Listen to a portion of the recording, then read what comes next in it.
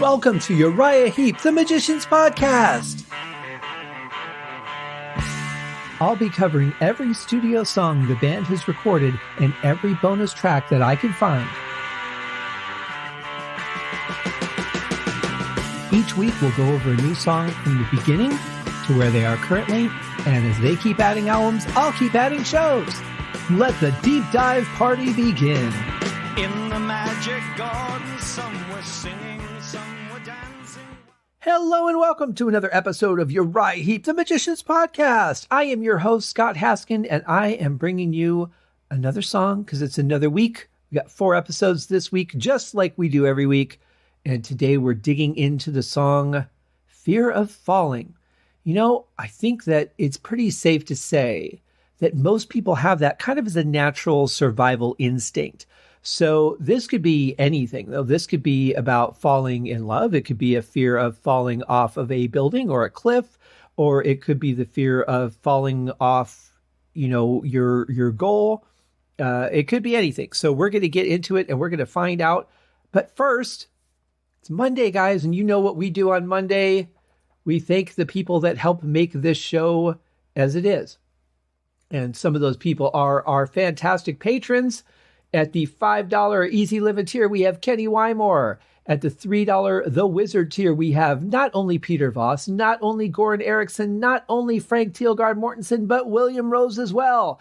And of course, at the $1 Traveler in Time tier, you guys wait for it every week, the inescapable Airtight Gravesite, which is really going to help if that zombie apocalypse ever happens. I'm telling you, you're going to be grateful for that. I don't know if you guys have it. I don't know if it's still available, but check out the Everyday Rocks box set from Uriah Heep and BMG. 7 picture discs, 7 t-shirts, a calendar, really cool cards, all kinds of stuff come with it. The picture discs are amazingly thick. I like that. I thought that was a really cool feature. But it's really cool. Check it out. And also the Choices box set, which came out the same day. Another really cool thing. If you got the 50th anniversary box set, this is a great supplement to it. If you weren't able to get a hold of the 50th anniversary box set, which is now out of print, then you can get Choices, which is a really cool view through several of the band members on their picks for Uriah Heep songs. So, the one caveat is, of course, that they get 1 CD each. And back in the old days, Uriah Heep used to have a lot of longer songs, thinking like Salisbury is like 16 minutes. They still have one here and there, but those take up a lot of room on a CD. So it would be really hard to pick Salisbury, and then you'd get like a handful of other songs that you could pick because that's a lot of real estate on a CD. So, but it's a great insight into how each person views the band and what they would suggest for you getting into the enjoyment of the band. Presumably, you already like them if you buy the box set. Also, guys, it's already getting closer towards the end of the year. It will be time for the Ohio Rock and Roll Hall of Fame to be making their selections on who they look at inducting in 2022, and we need to get Uriah Heep on that list. Why? Because they damn well deserve it.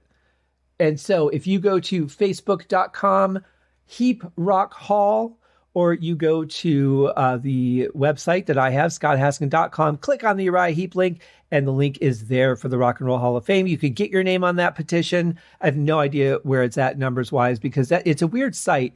And every time I go to that site, it gives me different numbers, but sometimes it's higher, sometimes it's lower. I don't think people are taking themselves off of the petition, but it's not just this petition. Like the site just works that way because I've signed other petitions that I have been a bit passionate about, and they all seem to work that way. So I think only the person who actually has the logins knows where it's really at.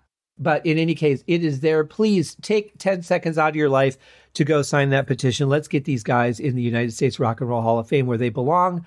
Couple that with the European Heavy Metal Hall of Fame where they have already been inducted, which makes us look even worse. So get on that. Now, there are some additional people who have helped me along the way with this show. And of course, I'm talking about Scott Lazinski, the graphic artist who did the logos. Podbean, I don't talk about Podbean a lot, but they are the hub of the podcast. They are the site that I upload the show to. They distribute it out to all of the outlets, whether you're listening on iTunes, Stitcher Radio, Apple Podcasts, Google Podcasts, Amazon Podcasts. Deezer, anywhere that you're listening, they are the ones that distribute it all the way out there. Now, if you're listening on the Podbean app, then it doesn't really go anywhere because they get the show first. So I have great gratitude for them. They make my life so much easier by just being able to upload, add my descriptions and show notes and all that, and then just press a button to schedule it, and it's off whenever the schedule comes up. And they've been very, very consistent. I think I've only had one occasion where I couldn't log into the site because there was some technical error, not user error, because I know how to log into stuff, but actual like real technical error. And I've been working with them for 3.5 years. So actually 4 years now. So they have been fantastic. Highly recommend them as a podcast host. And they take your money, they take your podcasts, and they will spread it all out, except for the money, all over the place. So thank you, Podbean. Also, of course, my friends at Audionamics. I will not do a podcast without Instant Dialogue Cleaner. It is the greatest thing in my life.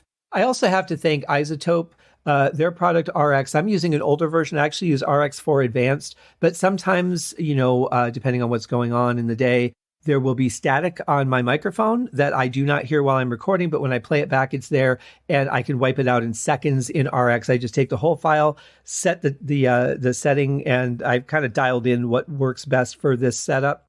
And I just hit render and export, and it takes all of the pops and clicks out in seconds. I used to sit there for hours and do that manually. So thank you to Isotope and your wonderful audio restoration product, RX. Also, of course, Dave White, the social media director of Uriah Heep, who, he's been so helpful to me since I started the show, and also has been a guest on the show. He's been awesome. He will be back for more, I'm sure. But he handles the Twitter account, the website, and the Facebook account of Uriah Heep. So he's the one that posts on Facebook most of the time. Sometimes the guys will chime in and post something there. And he pretty much handles the Twitter side of things and does the website. So thank you very much, Dave. Your contribution to this show has been nothing short of astronomical. And that's a big word. So, of course, I want to thank my brothers at the Deep Dive Podcast Network, my gateway drug, the Deep Purple Podcast, Nate and John, the Simple Man at Skinner Reconsidered, Terry T-Bone Mathley at T-Bone's Prime Cuts on the Other Side, Rye at Sabbath's Bloody Podcast, Paul, Joe, and David at the In the Lap of the Pods podcast. That is hard to say sometimes, but you know what? It also sometimes just rolls right off the tongue. Don't know why, which day causes what reaction, but either way, we get through it. We have Andy and Matt over at the Hawk Binge podcast. We've got Eric and Jonathan at Maiden A to Z Pod. We have Daniel and Josh over at Diary of the Madman, the ultimate Aussie podcast. We have Ben and Sam over at Universally Speaking, the Red Hot Chili Peppers podcast. And of course, George and Tom over at Metal Gods podcast, a podcast all about Judas Priest. And, the last time I saw Uriah Heep was at the Hard Rock Hotel here in Las Vegas, which is now Virgin Hotels. As far as I know, they have kept that theater because it was a really wonderful theater that he played in, opening for Judas Priest. It was a great show, and that was the second time I got to see the band live. The first time was at Boulder Station, another great show. So happy to actually get to see them perform on stage after all these years, because I never heard about them coming to town. What I heard was they only tour England. And I'm not one of those people that just signs up to like Ticketmaster, whatever. I do now because it's really hard to tell when a band's going to come to town, in this, getting over COVID time. But I happened to see on Ticketmaster, for some reason, I can't remember how I came upon it, that they were coming to town. And of course, I immediately bought a ticket. But I had, all these years I've been a fan, I'd never seen them. So was really grateful to get to do that a couple times. Looking forward to their next tour around the world. I know they've got some festivals coming up in 2022. And hopefully the numbers will be down low enough and people will be safe to travel and they can come here and play. And there is no shortage of venues here in Las Vegas. That's for sure. They could do a residency, which I'd love to see that. Actually, that'd be really cool. Some other people that have really cool shows, Brandon over at Metallicast. We also have Ace on Music, which is on Stitcher and YouTube. Ace, the band's manager, breaks down the music business for you. And of course, our dear friend Allegra at GottaHear'Em.all.com, talking about the touring lives of bands like Deep Purple, Emerson, Lake and Palmer, and all kinds of cool tidbits. She does a great job with that site. So go check it all out. About all I have to say about that. Now, let's get into today's song, Fear of Falling. God, such a huge title. You know, there's so many things that come into mind. I also think of falling in the same way as failing. You know, if you have a fear of falling, you have a fear of failing. Those can sometimes be synonymous. You might be thinking about, you know, falling off of the mountain of, you know, being a top athlete, or being a top musician, or, you know, just the most popular in your office, or whatever it is. I kind of think of falling and failing in that same, in that same vein. But let's hear what the song has to say about it. Here it is by Uriah Heep.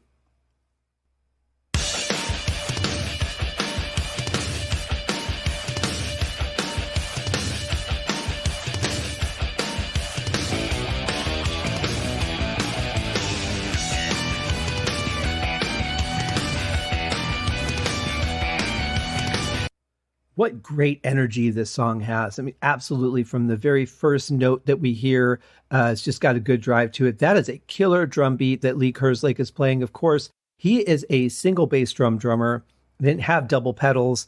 So what you're hearing is him hit off of a floor tom as well as the bass drum and snare. But it sounds really good. I actually like that depth of the floor tom in contrast to that punch of the bass drum. It adds a little bit of something interesting to the beat that he's playing, but it's really cool. I really like it. It sounds big. He's getting such a great sound on this album, as I've said, I think on just about every song. But yeah, that's cool. And then we've just got some really good rhythm going here. Some interesting notes that I keep thinking that they're going to be harmonics, but they're not. They're just up in the higher register of the guitar, but they sound great. It's got a really good drive. I dig this so far.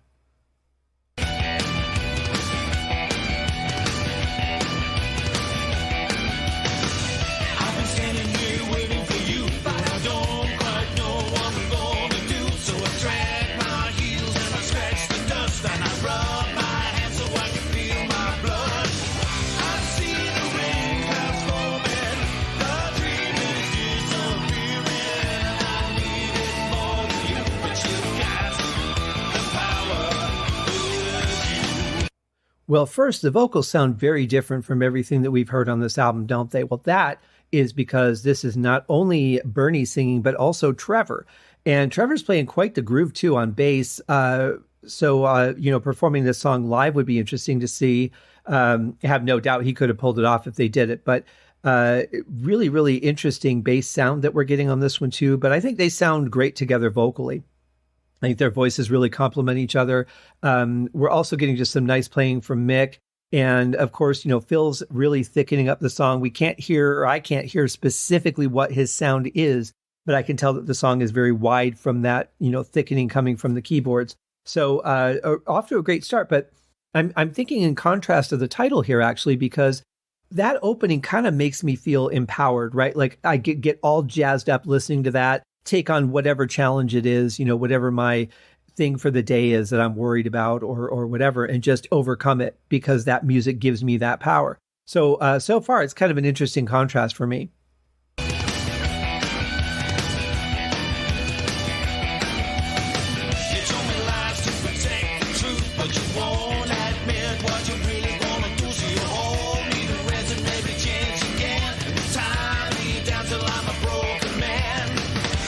Yeah, I really love the bass sound on this song, and I love that one note that he kind of pops out a little bit. But I like the, the lower end tone that we're getting from the keys and the bass, and then that extra tom that adds a little bit more low end that we're hearing from Lee Kerslake.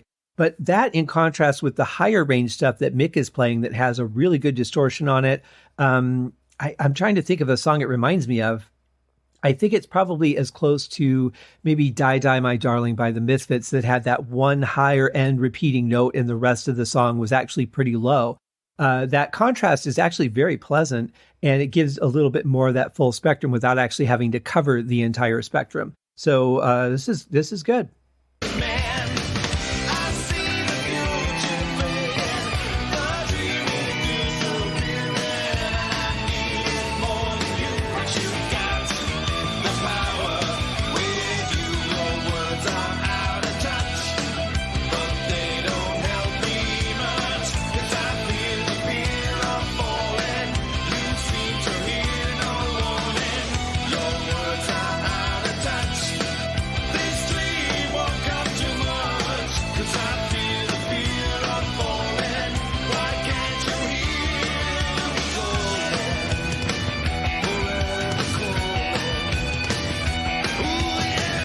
You know what's interesting is during that part, the last part with the vocals that we heard, there was a rhythm track, but then in the main riff there, I'm not hearing a rhythm guitar track. Very interesting where he chooses to put that and chooses to back it off a little bit. Usually I would think you would want it a little bit less thick during the vocal sections and more thick when it's instrumental, but we've got the opposite here, and that really gives it an interesting sound.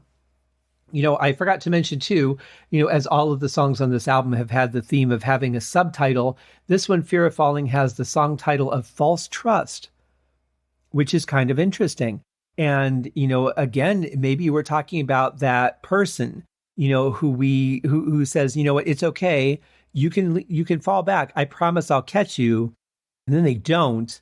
And so that could be the false trust. And that obviously being a metaphor for anything that can happen. I'll always be here for you. I'll always love you. I'll never cheat on you. We'll always be friends. You've got the job. So many things that you could hear from people that would give you that false sense of security.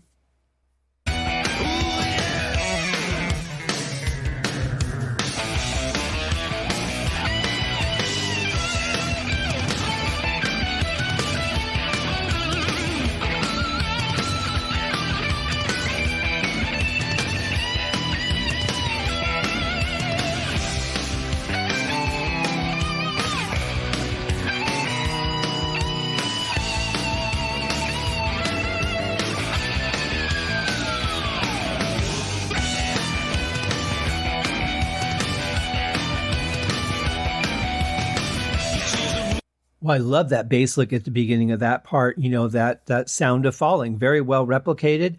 Then it cuts into the guitar solo, which was just great. I love the idea of not having a huge rhythm behind it, just some really like long sustained chords. And then we're actually getting Phil cutting in a little bit more with the keyboards, and I can hear what he's playing there. It's like an upper register tone that is kind of really filling in for where Mick was playing earlier. And it really makes the whole song sound a lot bigger, which is very important, especially when you have a song like this. It's got a faster tempo. A lot of times, you can't really play a lot of dynamics on a pad sound on a keyboard because you just won't hear them.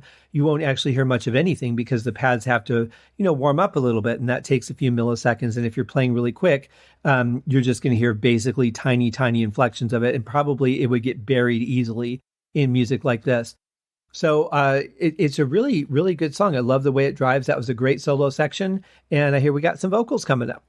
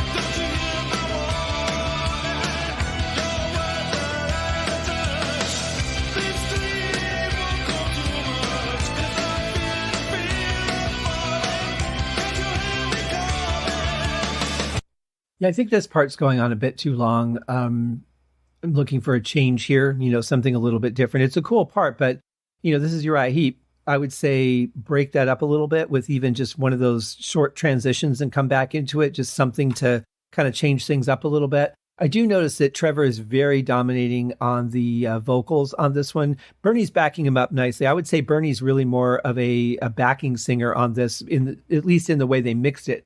Now, what the intention was when they recorded it, I don't know. But just looking at basically the end result here, Trevor's voice is very dominant in the vocals. But they still sound good together. I like the blend of the two of them. I'm finding it interesting too, how much Mick is up front in the mix over the vocals too. That's kind of interesting because normally, even if he was playing something like this, it would be at least a little bit further in the background to let the vocals come through, tell the story. But I actually like the sound of it. I mean, for me, it works because I don't look at the vocals typically, and for the words, I typically hear them as an instrument myself. So for me, it's just that the guitar is a little louder than the guy making the vocal sound.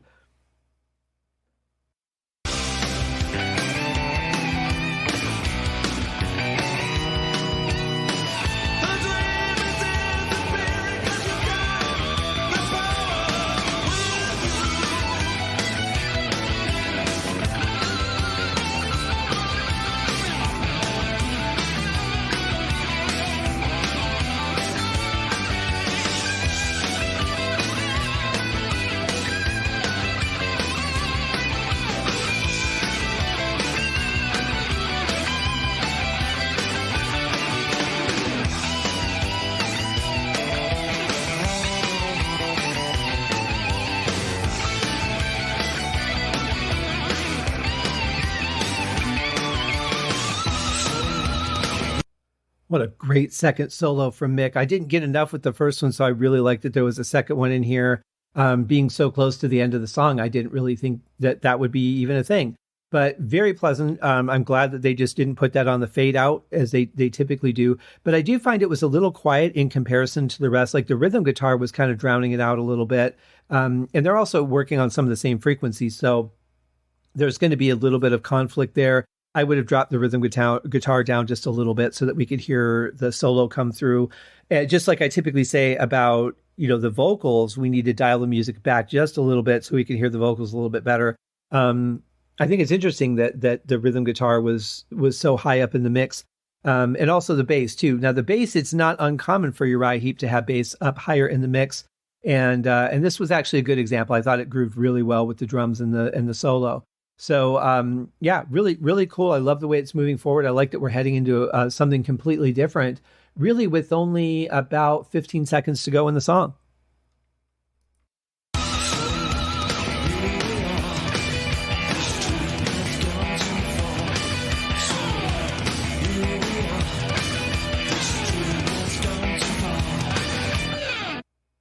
It's a very interesting ending. I kind of feel like the ending of the song is emoting we have to stop this dream. It's gone too far. We have to just stop it. And so it just stops very abruptly, unexpected. Very interesting, though, a very different ending for them. They don't do a whole lot of endings like that. So that's always nice to see a little bit something different coming from the band. I like the song. I think it's got a lot of great energy. I would have liked to have heard a little more keyboards, a little less rhythm guitar. But overall, I think it's a great song. It really kind of makes me feel I can tackle anything. Like I said earlier, it has, my feeling hasn't changed. So I'm not sure how it stacks up story-wise for me personally, only because of that, because the music, I think, really kind of makes me like, I don't know if I can do this. And you put the song on, you're like, all right, you know what? I am going to take this on and I'm going to win. That's what the music does for me. But we all interpret things differently, and certainly no wrong answers here. But a great song nonetheless. Really glad that it's on the album. And that's another show, you guys. Thank you for joining me for the Monday show. We will be back tomorrow, Wednesday. Well, no, we won't be back on Wednesday. We'll be back tomorrow, Thursday, and Friday. You think I'd know my own schedule after a year of doing this? But apparently I don't right now. So we will see you guys tomorrow. Thank you very much for joining me. Cheers. Thank you for joining me on this episode of Uriah Heep, the Magician's Podcast. If you have enjoyed this show, please consider going over to Apple Podcasts or your favorite podcast outlet, leaving a rating or a review. Be sure to subscribe to make sure that you are notified when new episodes are available. Please be sure to share this podcast with your fellow Uriah Heep enthusiasts and anyone who you think would like Uriah Heep, which should be everyone. And if you are so inclined, please feel free to contribute to the Patreon account. And if you are not a Patreon subscriber, you can also pay through the PayPal link on the website listed in the show links below.